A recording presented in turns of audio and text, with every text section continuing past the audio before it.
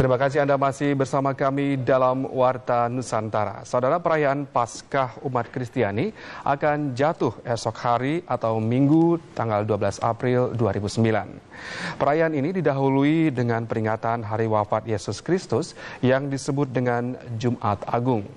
Kedua perayaan tersebut membawa pesan mengenai penebusan dosa, pembaruan hidup, dan pengharapan. Lalu bagaimanakah seharusnya umat Kristiani memaknai itu semua dalam kondisi saat ini?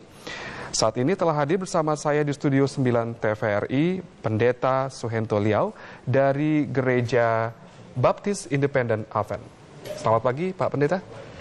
Selamat pagi Pak Haris. Ya, terima kasih Pak sudah hadir pagi ini di Warta Nusantara.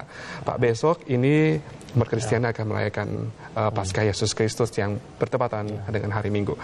Khususnya bagi umat Kristiani, Pak. Bagaimana umat harus memaknai peringatan ini, Pak? Ya, sebenarnya ini adalah hari yang sangat-sangat istimewa.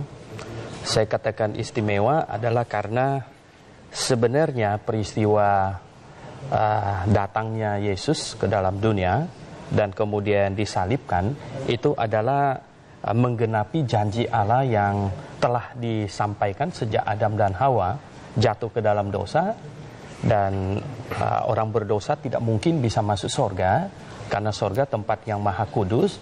Orang berdosa tidak mungkin bisa menghampiri Allah karena Allah adalah pribadi yang maha kudus. Maka dosa harus diselesaikan. Nah, Alkitab mengajarkan dengan tegas bahwa dosa hanya dapat diselesaikan melalui penghukuman. Nah, oleh sebab itulah maka Allah janji akan kirim juru selamat yang akan dihukumkan untuk menggantikan manusia. Jadi Yesus datang sebagai domba Allah di dalam Alkitab dikatakan. Karena sebelum juru selamat datang, Allah perintahkan manusia untuk melakukan ibadah simbolik, yaitu ambil seekor domba, taruh di atas mezbah, sambil pegang kepala domba itu mengaku salah, kemudian domba itu disembelih.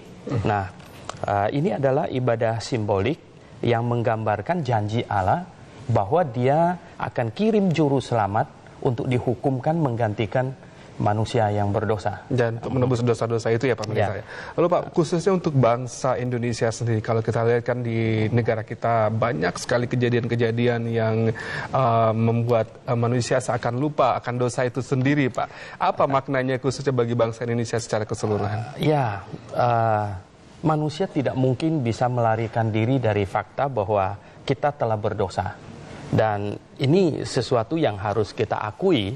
Ini adalah sesuatu yang harus dihadapi, yaitu bahwa kita manusia berdosa dan orang berdosa tidak mungkin bisa masuk surga karena surga tempat yang maha kudus. Jadi dosa harus diselesaikan. Nah, penyelesaian dosa yang menurut Alkitab adalah cuma satu, yaitu dosa dihukumkan. Nah, karena dosa harus dihukumkan, maka kalau begitu semua orang berdosa harus dihukumkan. Nah, itulah sebabnya Allah berjanji mengirim juru selamat. Nah, sebelum sang juru selamat tiba, maka lakukanlah ibadah simbolik yang menggambarkannya. Dan kemudian Yesus datang dan Yohanes Pembaptis berseru bahwa inilah anak domba Allah. Dan kemudian sebenarnya penyaliban Yesus di atas kayu salib itu persis seperti seekor domba ditaruh di atas mezbah, disembelih begitu.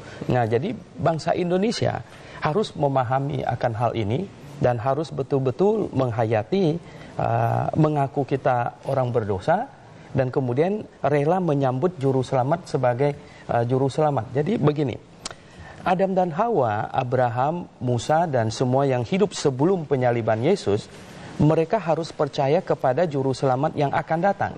Ya, jadi mereka harus mengaku orang berdosa, menyesali dosa dan percaya kepada juru selamat yang akan datang.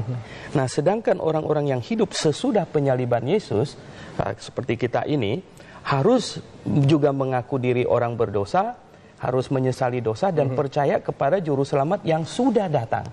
Jadi beda saya dengan Abraham adalah Abraham percaya kepada juru selamat yang akan datang, saya percaya kepada juru selamat yang sudah datang.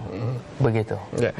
Oke, kalau kita lihat kondisi saat ini seperti yang kita sama-sama tahu ya Pak Pendeta ya, 2 hari lalu kita sama-sama melaksanakan pemilu legislatif 2009. Banyak sekali fakta yang kemudian terungkap bahwa tanpa disadari banyak sekali kesalahan-kesalahan, penyelewengan, penyimpangan-penyimpangan yang dilakukan oleh segelintir umat manusia.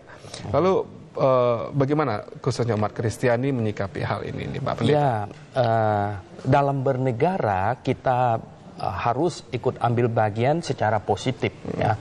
Artinya adanya negara ini adalah kehendak Tuhan. Kalau tidak, kita seperti hidup dalam hutan belantara.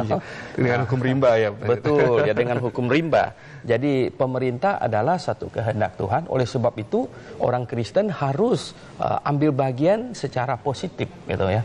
Maka seperti apa itu Pak Pendeta? Ya, kita memilih orang yang terbaik lah, begitu ya. Jadi kita masukkan ke dalam ini kelompok orang-orang legislatif, orang-orang yang jujur, gitu ya. Jadi kita menilai atau kita memilih orang-orang yang memiliki integritas tinggi, yang jujur, yang baik, ya.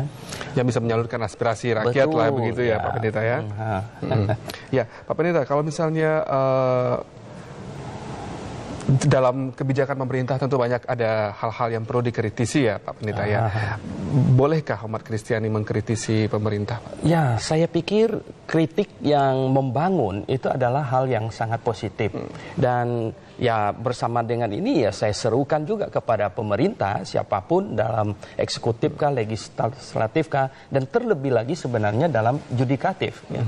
Yaitu bahwa betul-betul harus lapang dada untuk menerima kritik dari segala macam golongan yang ada di dalam negara ini, gitu. Karena semua kritik kalau disikapi dengan positif itu pasti akan membangun, begitu. Nah selama ini bagaimana Pak Pendeta melihat pemerintah kita untuk menanggapi kritisi-kritisi dari rakyatnya sendiri begitu? Apakah sudah sesuai dengan yang diharapkan nanti Pak? Ya kelihatannya makin hari makin menuju ke lebih baik, gitu ya. Makin hari menuju ke makin kondusif, ya, dengan demokrasi yang makin baik, ya. Cuman ya kali ini memang agak sedikit merasa kurang baik. Mengapa ya? Saya satu keluarga yang dapat undangan untuk memilih cuman saya, sendiri. Ya, istri saya tidak, jadi aneh juga gitu ya. Jadi pemerintah juga harus kemudian lebih memperhatikan ya bagaimana dalam pelaksanaan seperti daftar pemilih tetap yang menjadi masalah kita selama ini ya Pak ya. Pak, kalau misalnya kita berbicara tentang ketaatan dan menjalankan kebenaran, ada 2 sisi ya Pak Pendeta ya.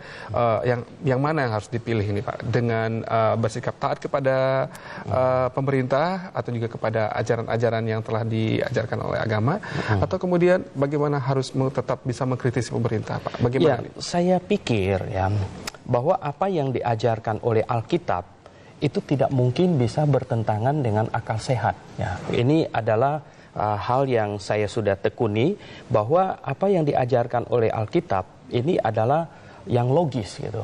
Ya seperti kalau saya bacakan ya, kalau saya bacakan di dalam Galatia ya, di dalam surat Galatia, malah Galatia pasal 5 Rasul Paulus berkata, tetapi buah roh ialah kasih, sukacita, damai sejahtera, kesabaran, kemurahan, kebaikan, kesetiaan, kelemah lembutan, penguasaan diri. Tidak ada hukum yang menentang hal-hal itu.